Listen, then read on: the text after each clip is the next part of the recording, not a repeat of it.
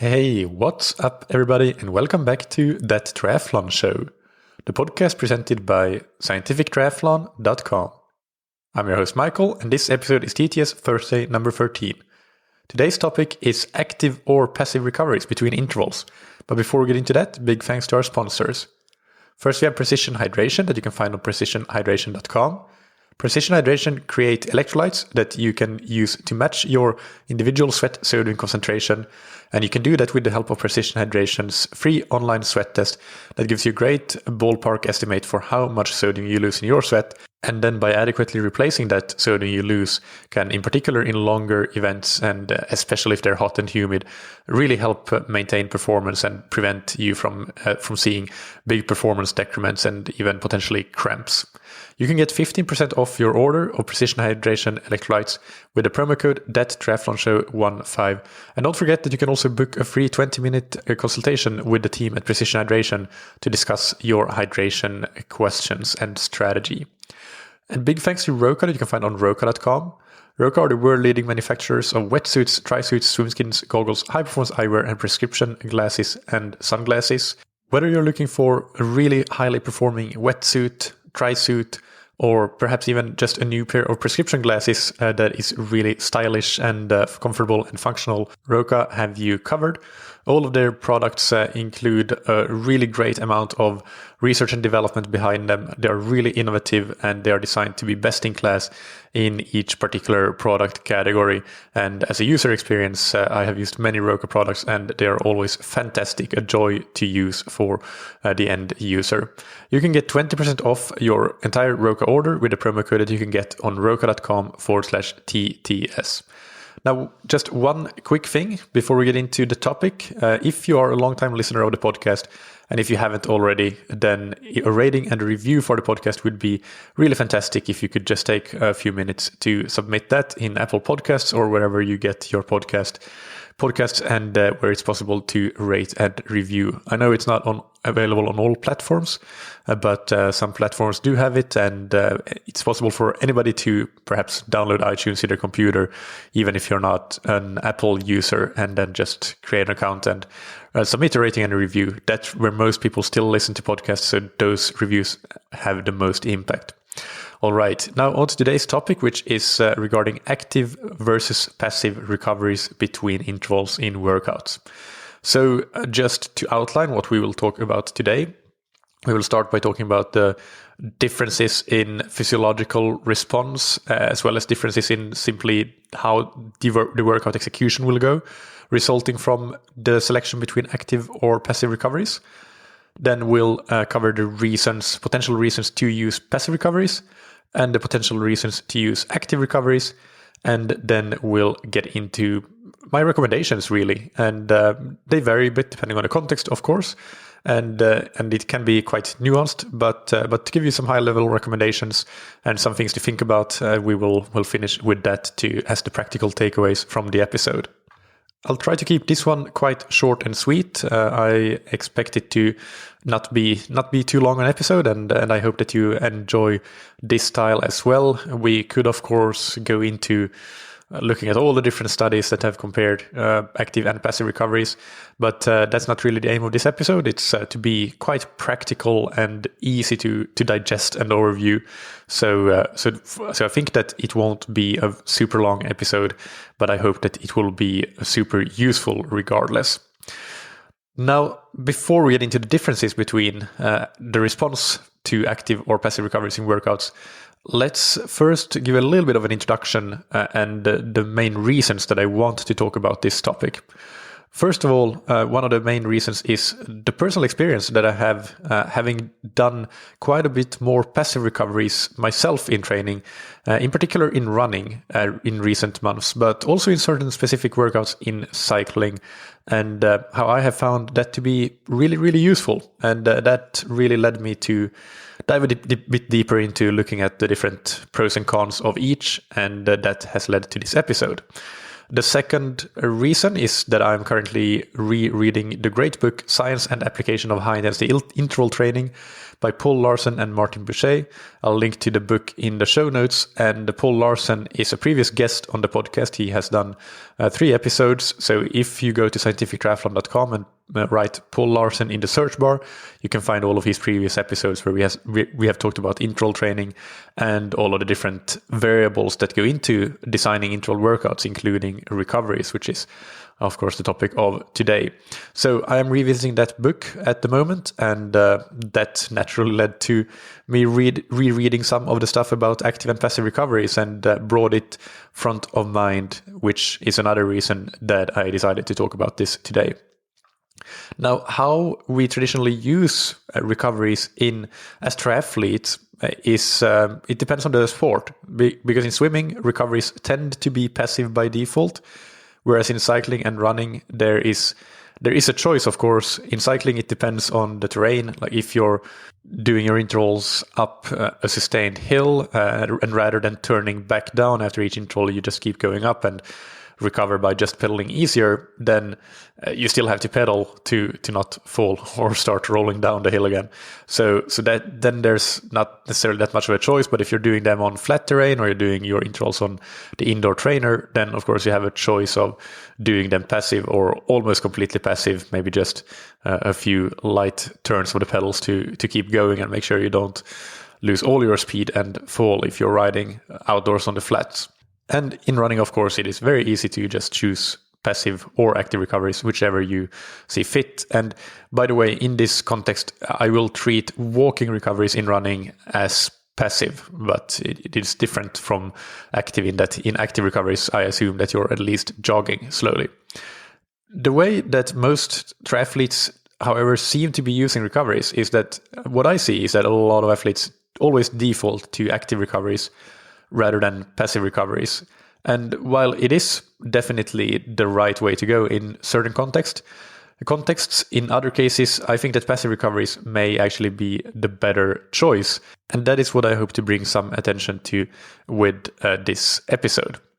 One more note here in cycling. So I mentioned that in running, I consider walking to be passive recovery.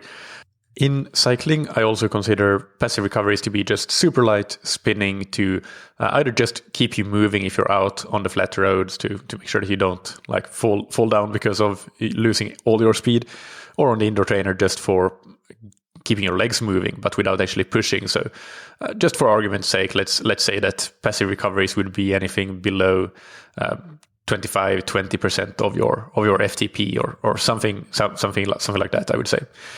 So anyway, let's move on to discussing the differences in physiological response resulting from active versus passive recoveries. The first one is that there will be a difference in how intensely you can work in your work intervals, depending on whether you choose active versus passive recoveries. If you choose passive recoveries, you can simply work harder in the work intervals than you could if you were to choose active recoveries. And that can be a very important thing depending on what your workout structure is. Also, there can be a difference in the total work done in the work intervals. And this applies mostly when we're doing things basically to exhaustion. So in a research setting, this has been shown again many times. Maybe it's less valid in practice because quite often our workouts are predefined. We have a predefined number of intervals that we want to be doing, but that doesn't always apply, and it doesn't have to apply. Sometimes we might have a workout. One example that I have done several times is on the bike to do 1 minute really hard intervals. It might be for me 110-115% of threshold.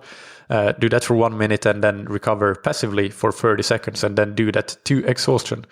So as long as you can go. And if you do active recoveries instead of passive recoveries, you really reduce, and I have tested this, you really reduce the number of intervals that you're able to do in that workout, and therefore for the total work done through those work intervals. So your exercise capacity, again, referring just to the work intervals part of the workout, can be greatly reduced with active recoveries. So if we are looking at what is it that we actually achieve in the intervals, passive recoveries can be beneficial. But of course, that's only one aspect. We need to look at the entire aspect of the workout. So keep that in mind as well, even though this sounds pretty promising for passive recoveries so far. But the next thing is that the average pace or average power and possibly the overall work done might be higher with active recoveries. It's not always the case, but it might be, simply because instead of just standing still, we might be easily jogging between our intervals.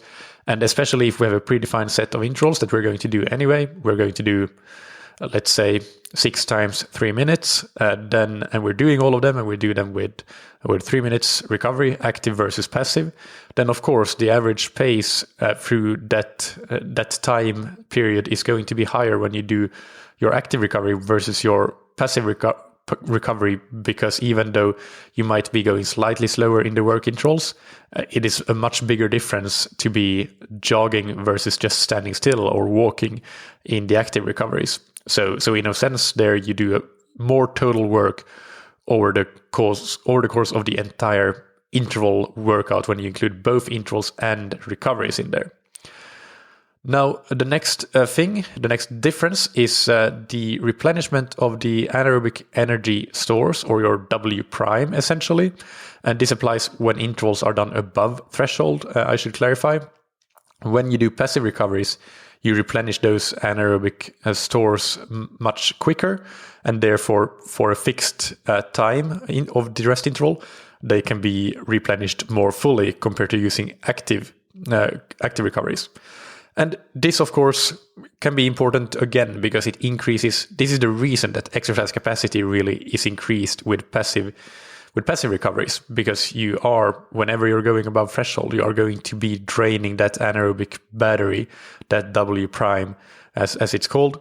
And if you can replenish it more fully between intervals, then it's going to take you longer until you deplete it, and therefore cannot go as hard anymore and have to go slower until you have more anaerobic energy available. So and this difference can be quite big and especially depending on how hard or how intense your active recoveries are.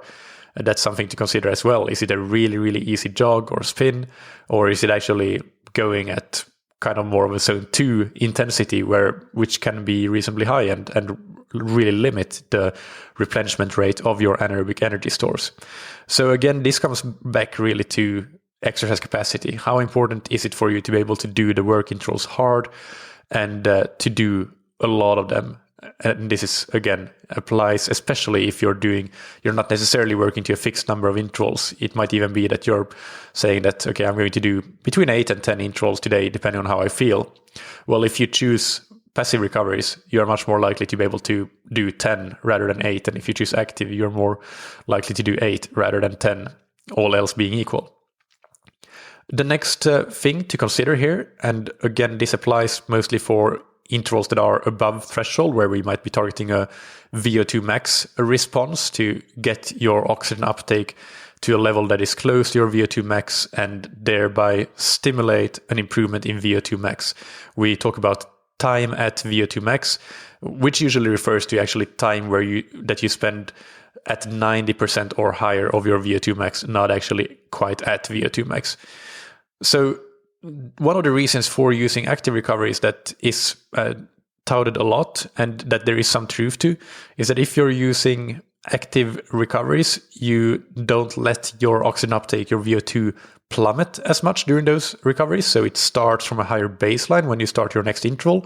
And in that next interval, it then takes you a shorter time to get up to that 90% of VO2 level where we think that you get the biggest adaptation to the workout.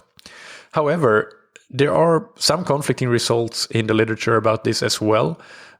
One recent research article, which was actually summarized on the HIT Science blog in March or April, I believe, I will look it up and link to it in the show notes.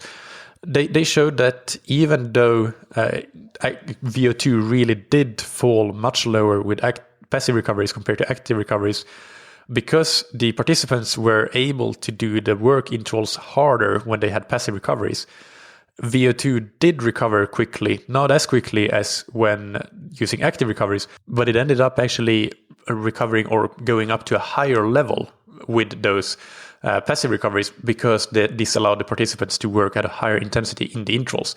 So the total time at 90% and 95% of VO2 max was the same in both conditions. However, there were some other advantages of passive recoveries, which we will get to next. But this just goes to show that, yes, there is an argument that in certain types of intervals, time at VO2 max can be increased by using active recoveries. And I would say, and this is also something that is pointed out in the Science and Application of High-Intensity Interval Training, where Paul Larsen and Martin Boucher summarize all of the research.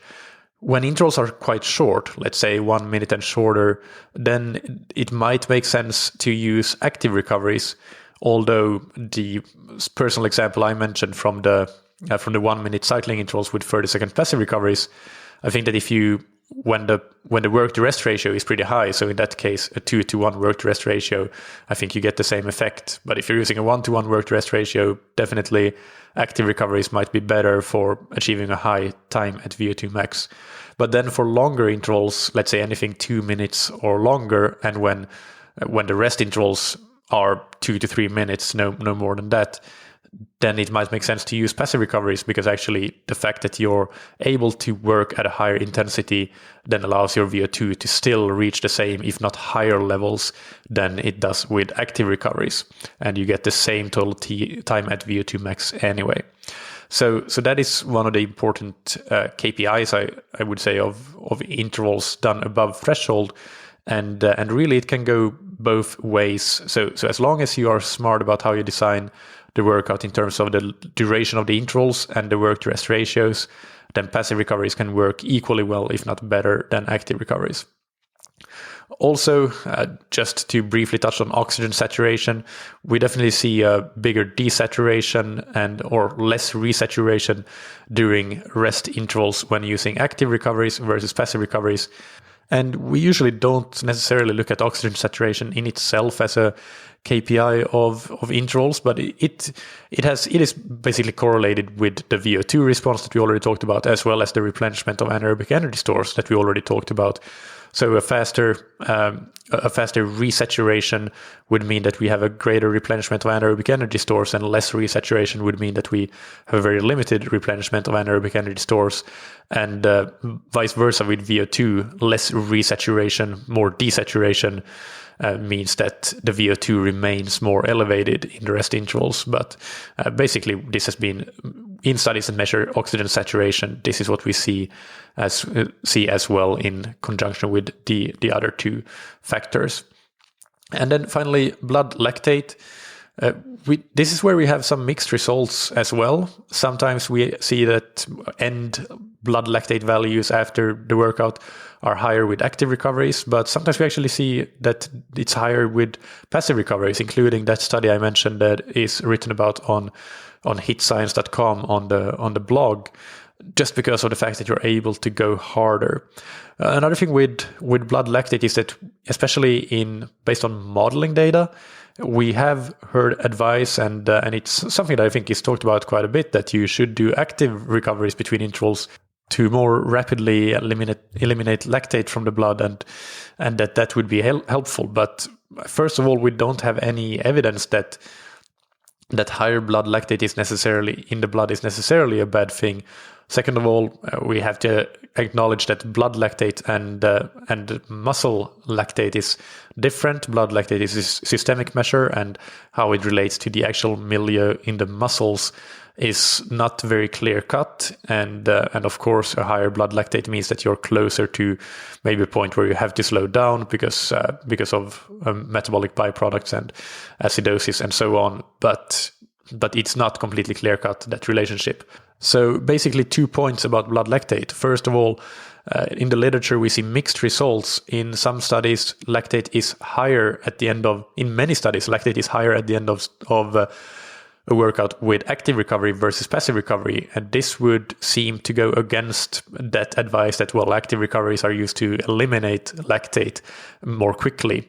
And even though there are conflicting results about this, basically what it means is that it's a wash for me. Like, we can't really say anything clearly. But second of all, we don't really know that eliminating that lactate is beneficial from a training perspective, or that it helps us increase exercise capacity or anything like that. That's not something that has been shown directly, as far as I'm aware, at least. So those were the things, the main things that are different and that are impacted by the selection between active and passive recoveries. So let's discuss why you should use passive recoveries.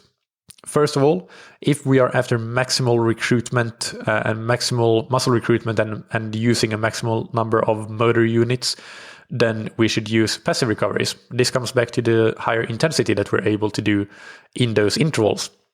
If we are doing a higher intensity, we need to recruit more muscle fibers, and we can get a maximum amount of those motor units, including the fast twitch fibers, involved in the work itself. And related to this, we can also get VO2 to a higher level. And yes, it might take a bit longer because it's starting from a lower level than if we're using active recoveries, but we can probably get a higher VO2 response when we are actually working at a higher intensity. So these two things are question mark potentially really important for a stronger adaptation signal. And that's at least what Paul Larsen and Martin Boucher write in The Science and Application of High Intensity Interval Training. A second reason to use passive recoveries is that if we are working near our maximal capacity, so this is one of those really hard interval sessions, let's say your session RPE is kind of at a 9 out of 10 or even a 10 out of 10, then it is likely that passive recoveries will significantly increase the work capacity that you have at that sort of level. So maybe it means that you can do more intervals, or simply it is another way of saying that, you can work more intensely in those intervals. So the overall work done in the work intervals is higher, which goes back to point number one with maximal recruitment. But I think the important thing here is that if we are flexible with the range of intervals we're using, so let's say you don't necessarily use a perfectly fixed number, but you might say that, okay, I'm going to do between 8 and 10 intervals.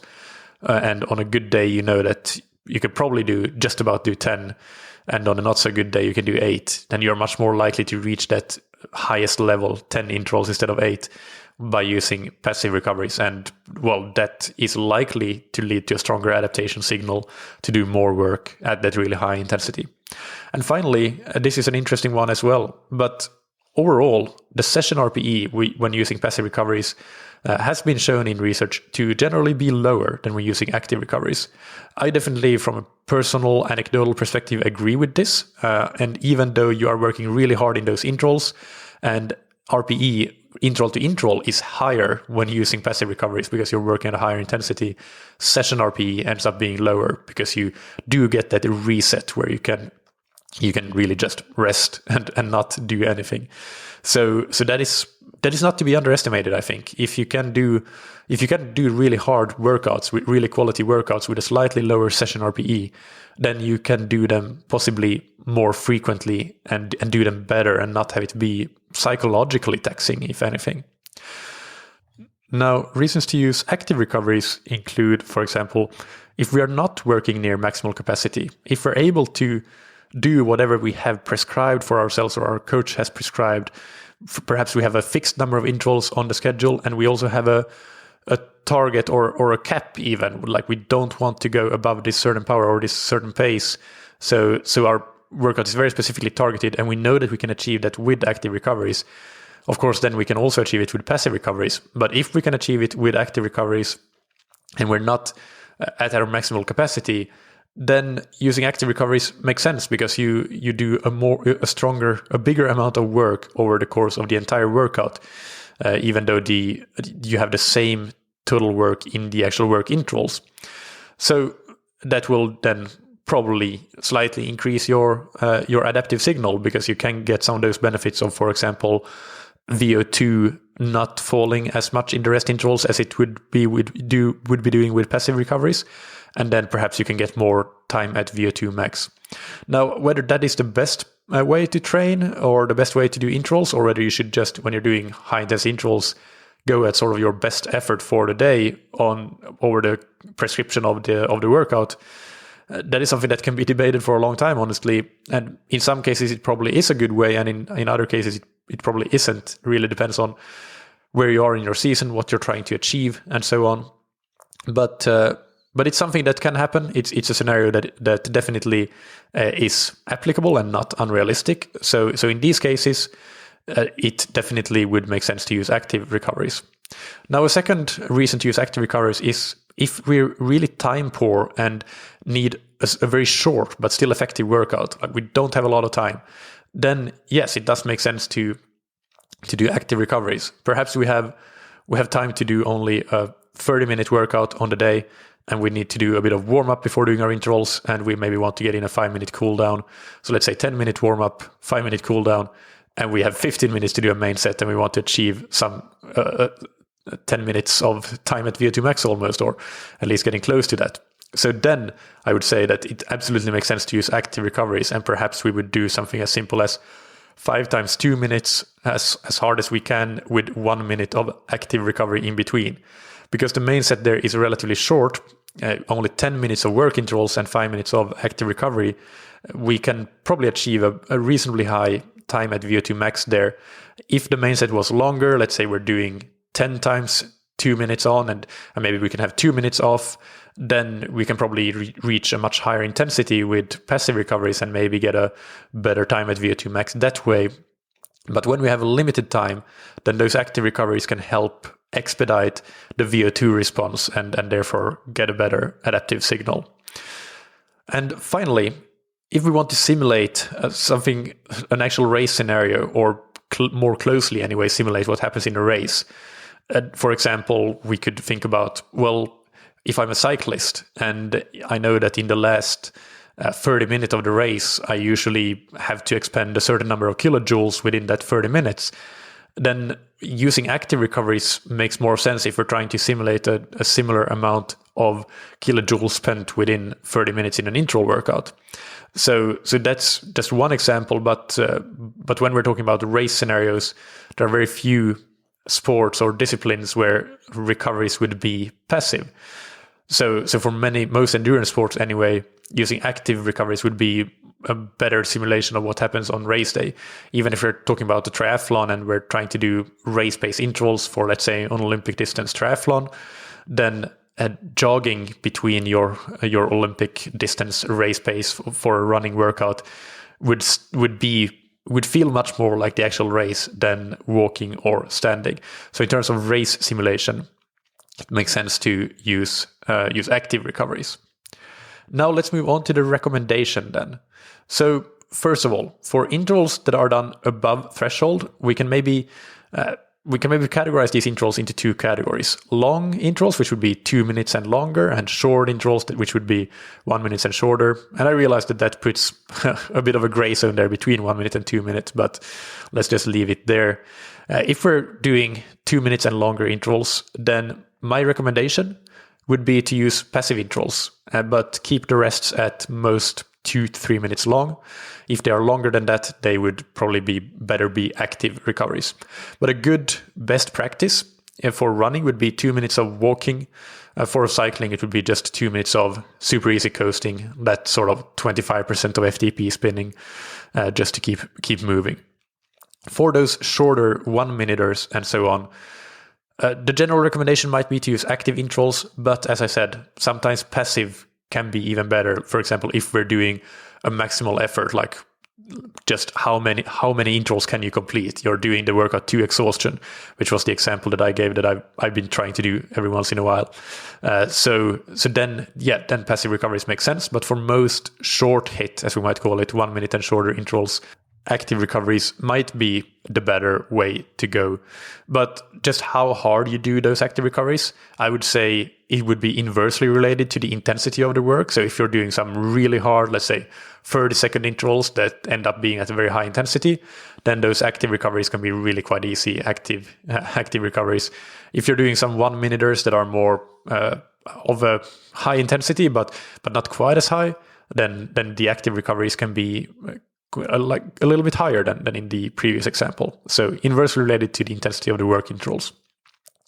Now, if we're doing intervals right around our threshold, then I would say, and this is just my personal recommendation, I think it depends on how close this workout is to your capacity. If it is a key workout where you'll be performing at threshold for a significant amount of time, you know it's going to be a really tough one that you'll really have to fight for to be able to get through, then I'm becoming more and more of the opinion that passive recovery will be the way to go. And especially so with running, I think it makes the biggest difference, but also in cycling, I think it makes a surprisingly big difference to be at 25% of FTP compared to 50% or 60%. So I think that if you're doing a really hard threshold workout, try passive recoveries at least and see how you go. And you might be surprised by how much more work and how much better you can perform in that workout. If, however, it's a threshold workout that is, again, manageable, it's within what you know you can handle without too much trouble, then yes, it makes sense to go for active recoveries because you just get in a bit more work overall as part of that workout. Now, intervals below threshold, and these are, of course, aspects that are not really discussed so much in research because we're mostly talking about high-intensity intervals in research, and also it's not discussed in the science and application of high-intensity interval training. So this is just my opinion and my anecdotal and experience-based approach. But when we're talking about these types of workouts, like sweet spot on the bike or sort of high tempo on the run, then passive recoveries can still be beneficial if it is a workout that is performed at close to your capacity, as described above, like you're just doing a really high number of, or like high total duration of sweet spot work, for example, on quite short recoveries, then why not go for passive? Because your focus is the intervals themselves, not the recoveries. But that said, for these types of intervals, it's not that common to do these workouts quite to capacity or as a max effort. They are often like we have a specific power or pace target and we have a specific number or amount of work that we try to hit. So quite often in these cases, go for active recoveries if it doesn't hurt your performance of executing the workout you have intended, and because then you get that slightly higher overall metabolic work and a higher overall workload for the workout. And then when you have only a short time to train, so for example, you have a 30-minute time window instead of 50 to 60 minutes, and therefore your main set of intervals will also be shortened, then I think it makes sense to use active recoveries to make the most out of that short set and try to get a high VO2 response. But it's still important to consider how your choice of recovery impacts the overall adaptations. So maybe within that 30-minute window, you actually manage to get in 20 minutes of a main set and you're doing longer intervals. Let's say you're doing 3-minute intervals with 1-minute recoveries and you can do, 5 of those. Then with the high work to rest ratio and the long duration of the intervals, it really would make sense to do passive recoveries. So it depends on the workout structure in many ways. But generally speaking, in a lot of cases when you only have a short time to train, those active recoveries might be a good choice. Now, final recommendation, and perhaps the most important one, is experiment. As I said, I think that a lot of triathletes by default to using active recoveries, but this is something that you can easily just experiment with and simply see what feels best for you, where do you perform the best, and how do you think that might impact your adaptations. At the end of the day, I think adaptations are, to a pretty large extent, just depending on the performance in workouts. So that is a strong case for passive recoveries, no matter what the type of workout is, as long as you're not, capping yourself to this is what I'm going for today in terms of power or pace, but you're basically doing pretty close to your best effort for whatever the duration of intervals is. So experiment. Try both passive and active recoveries for different types of intervals and see what you feel feels like you get the best bang for buck in terms of the workout. There isn't a right or wrong answer. So you just see what you think might work best in your context. I'm not going to do any summary really for this episode as I have done in previous TTS Thursdays, because those recommendations that I just gave here, that is basically, in my opinion, the summary of this episode, how to practically use passive and active recoveries. So that's it for this episode. I hope you enjoyed it.